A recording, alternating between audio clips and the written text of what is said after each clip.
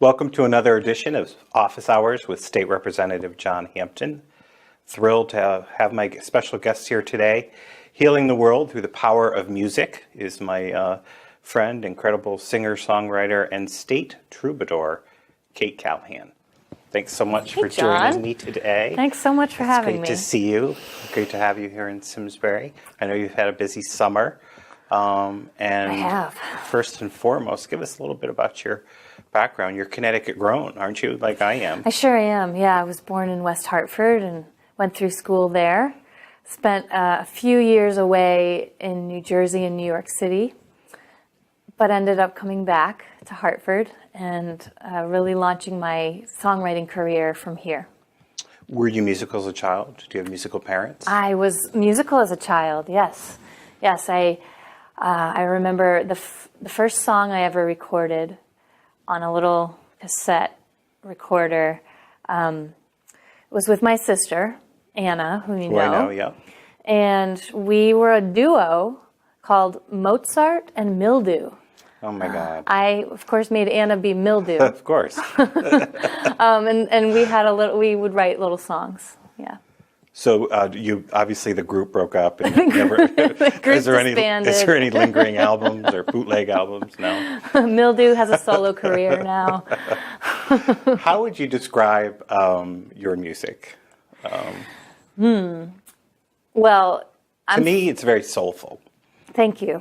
Yeah, it's soulful, soulful folk, which is kind of hard to say one word after the other. Soulful folk.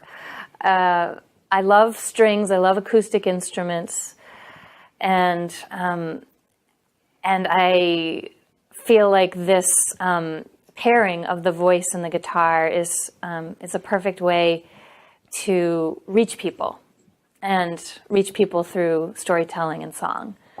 So I love what I do. And that shows in your music, and it's very emotional. Sometimes I call your music, when I hear it, a little bit haunting, and in a good way. Does that offend you, the word haunting? No. It's actually, and a little bit of melancholy. And you and I, both being Irish Catholic, we know about, a little bit about melancholy. Yeah. And so that really resonates with me. But I know that you have worked really hard on your career. And how did that progress over the years from Mildew and Mozart to today? I hope that gets quoted somewhere. Somewhere on Facebook, probably. Well, I grew up in a musical household. Yep. Your dad was a teacher. Dad is taught jazz piano for many years. At my alma mater, Northwest Catholic. Northwest, that's right. And Mom is a singer and a pianist. So we had music all around, and I was always engaged in some kind of learning of an instrument. I played the cello, I played a little bit of piano, and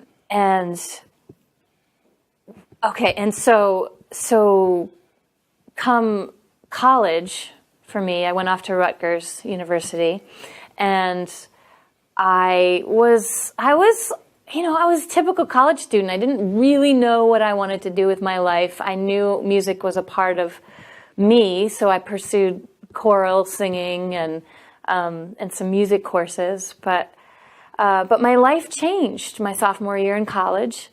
I went home to Connecticut for a ski trip with a good friend of mine. I got hit by another skier on a mountain, and I was taken off the mountain on a stretcher. That began my rehabilitation from traumatic brain injury, which led me to an introduction to the guitar. So when I had completed as much outpatient rehab as my insurance company would allow, I knew I had to do something on my own terms, and so I decided to try and learn an instrument that I had no prior history with, so I couldn't compare myself pre-brain injury to post-brain injury. And so I very slowly and very laboriously learned to play the guitar with the help of a teacher. And that gift. The gift of that process for me helped me reconnect with my personality. After the brain injury, I had no sense of personality. Helped me reconnect with my coordination. Helped me reconnect with my singing voice, which I had lost after the brain injury. And among a whole host of other symptoms that I was struggling with, as I learned to play the guitar, those symptoms started to fade into the background. And so I knew I had something, I had found something fundamental to who I am, in that it gave me all of these aspects of being human. It gave me them back. So I decided to pursue music as a full-time life passion, professional career. And it's been 15 years, and I'm still at it, and always growing and always learning. And you've had a great level of success in many ways. What happened to you was almost a gift, really. A blessing in disguise, as they say. A blessing in disguise, sure. And healed you through the process and Yeah. Made you what you are today, which is pretty incredible. How many albums do you have? 4 albums. Okay. Yep. And well, I'm sorry, three albums? I don't even know at this point. 3 albums, and I'm working on my 4th, which will be released early 2018. Great. What's the name of that album? I don't have a name yet. Okay, maybe we'll come up with one today. But maybe something with mildew. Something. The album is basically, it's a collection of what I call songs for a loving world. Okay. So I don't know if that'll be the title, but that's the premise. Songs to inspire a common sense of love among our human family. Where do you do your best writing of your songs? How does it come to you? Do you grab something, it happens in the car and you pull over and write, or what happens? That used to happen. Now, as I've grown and really taken this on as a professional endeavor, I find that I'm not as eclectic with the places and areas and ways that I write music. I tend to write songs in the studio in my home, where my guitars are sitting. I do something called I do a 5-minute guitar meditation most days. Yep. Where I just sit down, I set my phone timer for 5 minutes, and I'll just close my eyes and play the guitar based on an emotion or a theme. And in that 5 minutes of meditating with the guitar, sometimes a song riff will come out, and I'll capture it and I'll record it on my phone, and so I have it to come back to. And that's generally how it works for me. Now, how ever did you become the Connecticut State Troubadour? A lot of people don't know we have one. Yeah. Well, that's changing. Yes. We're getting the word out. I had heard of the position 5 years ago and applied 5 years ago and didn't get it. And it was a thorough application. It was a very, very deep application, in that the state of Connecticut asks a lot of their troubadour, and that's apparent just in the application process. So I didn't think I'd ever apply again until the past state troubadour, Kristen Graves, gave me a little shout out and said, why don't you apply? You should apply. And so I applied and wrote a Connecticut song. Which I love, and we're going to hear. Yeah. They ask you to write an original Connecticut song, and that's a challenge, because getting the word Connecticut into a lyric line is not easy. But I have done it, and so have 15 past troubadours before me. So, what are your duties? I play each year. I'll do some performances for the state. That might bring me to the governor's residence. That might bring me to the state capitol, or to a conference of some sort. And I lend that event a song for inspiration. And the other half of my role is really self-created. So I take the platform and do with it what I'd like. And what I'm so thrilled to finally be able to announce is that I've been working a full year with the Department of Corrections on getting a vocal empowerment program into York Correctional Institution for the women down in Niantic there. So it's taken a full year to get the green light, but it's both grant funded and approved by the Department of Corrections. So we start October 5th is the first day, and I'll be working with the women down at York every week through October through April of 2018. That's great. Yeah. Do you go into schools too? I do a little bit with schools, but I have had such a deep background with working in schools prior to being appointed that with the appointment of the Troubadour position, I gave that to myself as a cue to maybe shift away from working in schools and work with another population of people. And so that's what led me to wanting to work with the prisoners. That's great. Well, I love Connecticut roads, and it really resonates as a Connecticutian. And then riding in the car with your family, because I'm from a family of 7, and I remember us riding in the station wagon. Well, that must have been fun. Yes, not for my parents. So we'd be honored if you would delight us with Connecticut roads. That would be super. Thank you. Absolutely.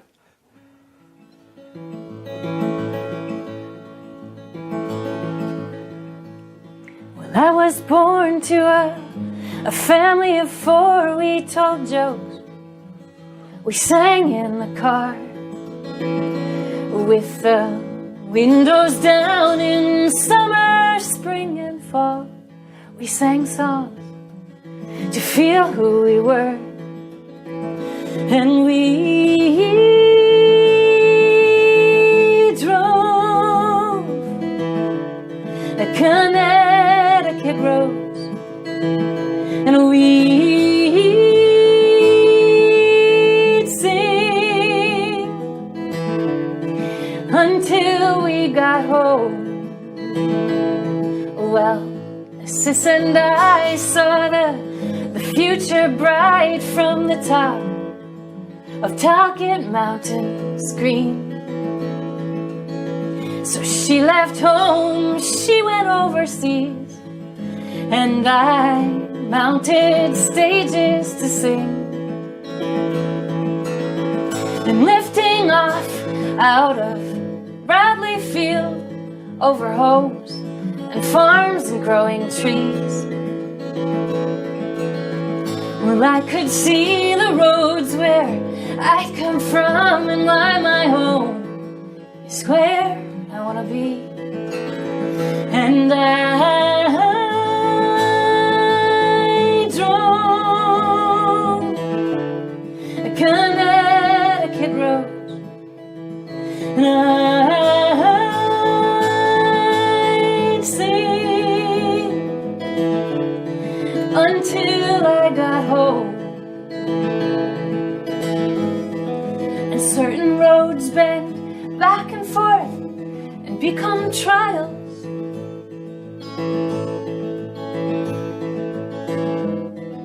And other roads lead to the truth and save us smiles.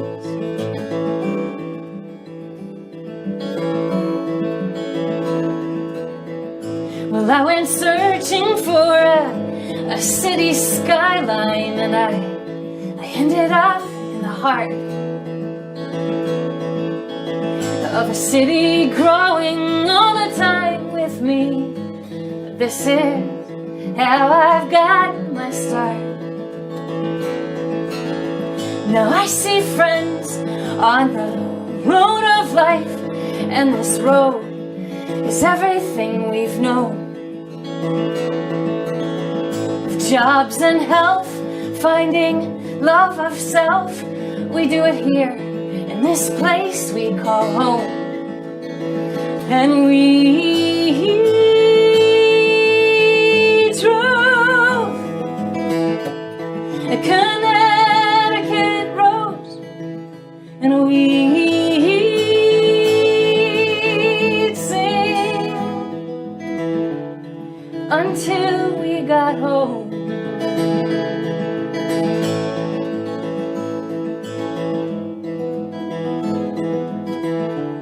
The Connecticut roads,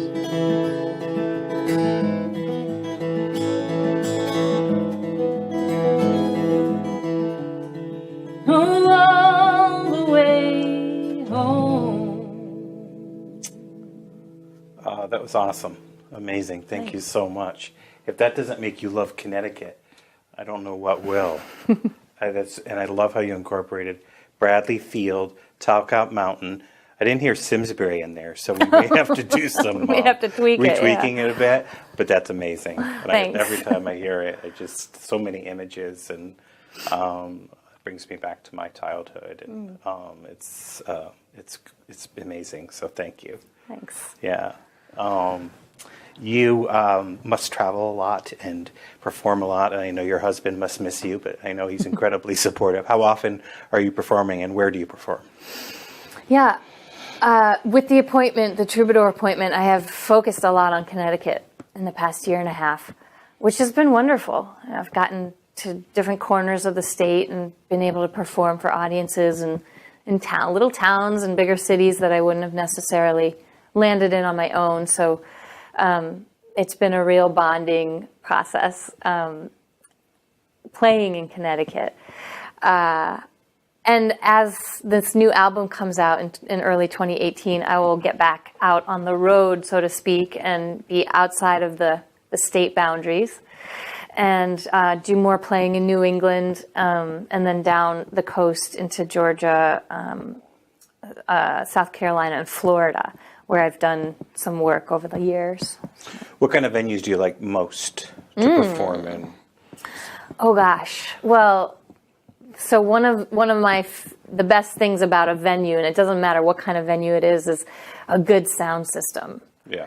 So a good sound system with someone really capable running the soundboard, that will make just about any kind of room desirable. So it could be a church kitchen with a great sound system, and I love it. But I love playing in churches, in the church sanctuaries is wonderful. Coffee houses, theaters, certainly some of the more nightlife music venues. I don't like playing in bars so much, but if they have a dedicated music scene in the bar, then that's something I'd love to do too. So, yeah, it must be hard to perform in a bar with your type of music because your music is very poetic, and it takes a lot of you really want to dig deep into it and almost meditate on it, and you can't really do that with clinking glasses and things like that. Yeah, I mean, there's something to be said for nightlife and the nightlife music scene and going out and kicking back a few drinks and listening to some great music, and I'm a fan of that. I love being on the receiving end of that. But you're right, when I sit on stage, I am mostly looking for a listening room because the songs kind of ask to be listened to. Now, I'm a big fan of poetry, and I often go to the Sunken Garden Poetry Festival. Have you ever participated in that? I haven't. You have to. Yeah. When I'm on TV, make them invite you because you would be perfect for that. It's a beautiful venue. Now, we've talked about the healing power of your music, and I know you're a big advocate for mental health and mental illness, and talk to me a little bit about that. Sure. So with my history of brain trauma, I found as I grew out of that injury that I was more vulnerable to mental health issues. Mm-hmm. And I like to share what exactly I do struggle with, because so many people will sort of vaguely talk about mental health issues, but not be very specific. But I have suffered with depression and with hearing voices. Mm-hmm. So two things that mostly people try to hide.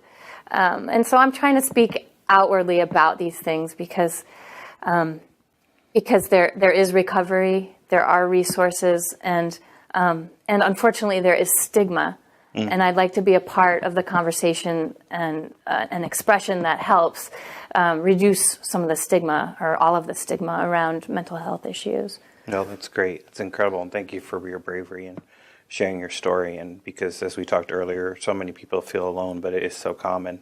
But it is still such a stigma. And I think music and the arts has such a power to heal in so many ways. It's so true. I mean, some of the, I find that music and art, and in all forms, dance, visual art, music, helps us process our humanity. Yeah. We can turn on the news every night and see, what the world is going through in terms of these crises all around the globe, and sometimes that's almost too much to process sitting there in front of our TV sets. But if we go out and we hear music, or if we step into a museum, often a song or a piece of art or a dance performance will help us then process all of this sort of this hardship that we are bombarded with knowing about, whether it's our own crises or the crises in the world. I just think the arts help us move through them. And something I struggle with is, learning to be still.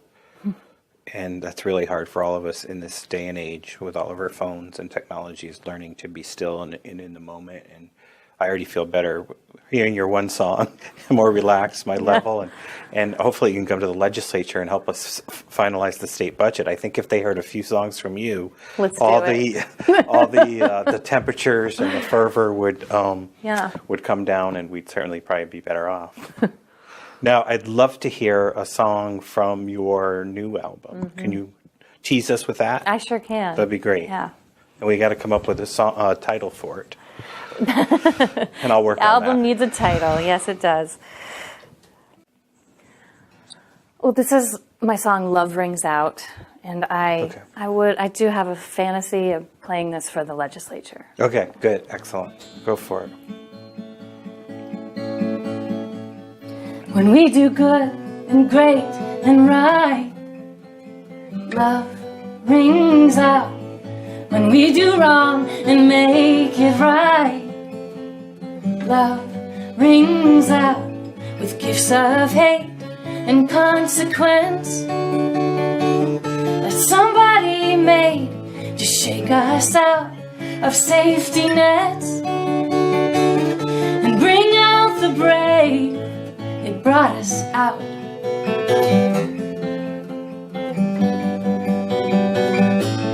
When there's a question in the air, love rings out.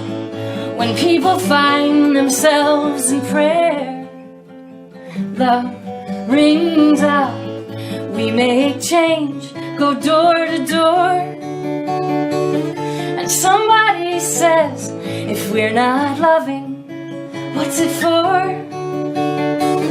Love is the thread.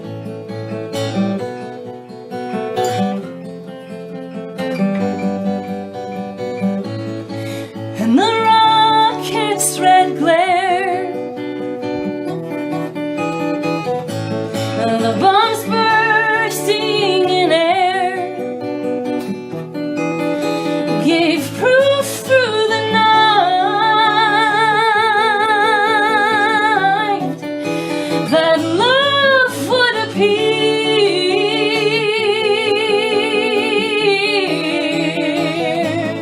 when we become a conscious nation. Love rings out when we accept the invitation.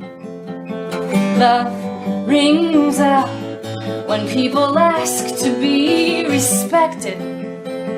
Love rings out when kindness shines and it's reflected. Love rings out for the land of the free and the home of the brave, for the land of the free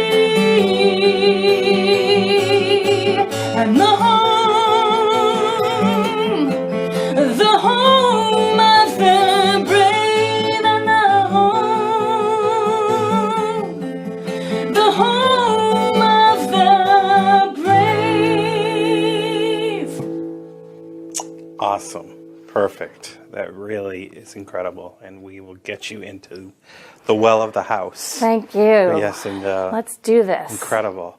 So how do people find you? More information about you, how to purchase an album. Do you have a website? I sure do. Yeah, it's my name, which is Kate, Kate, a little hyphen, Yep. and then Callahan, CALLAHAN.com. Also, there's information on there to purchase your You album. can purchase albums, you can watch video, read my sort of autobiographical stuff on there, and join the mailing list. Good. You can also find me on Facebook Yep. and Facebook at Kate Cal, C-A-L, Kate Cal Sings, and Twitter at the same name, Instagram, all those things. All those things. Now, if there were a performer, living or dead, that you could perform with, that you dream about performing with, who would that be? You know, when I listen to the songwriters of the 60s, I have this experience where I feel like reincarnation possibly, and possibly my last life was in the 60s. Maybe. Okay. I know that gets a little out there for some folks who are listening, but I hear the music of the songwriters of the 60s, and I feel like I am one of them. Who would I want to perform with? You know, I think probably Joan Baez. Okay. Amazing. Yeah. And maybe that will happen. Possibly. But you're a star in your own right. Thanks. And bold, beautiful, haunting music, so touching. You've done so much in your young life and really changing the world. And I appreciate you sharing your talent and time with us here in Simsbury, but with Connecticut and the world. And I hope folks at home will buy your albums and go to your website. And I can't thank you enough, Kate Callahan, for being with me today on Office Hours with State Representative John Hampton. I hope you'll come back. And You got it. We'll see you next time. Thank you. Thank you.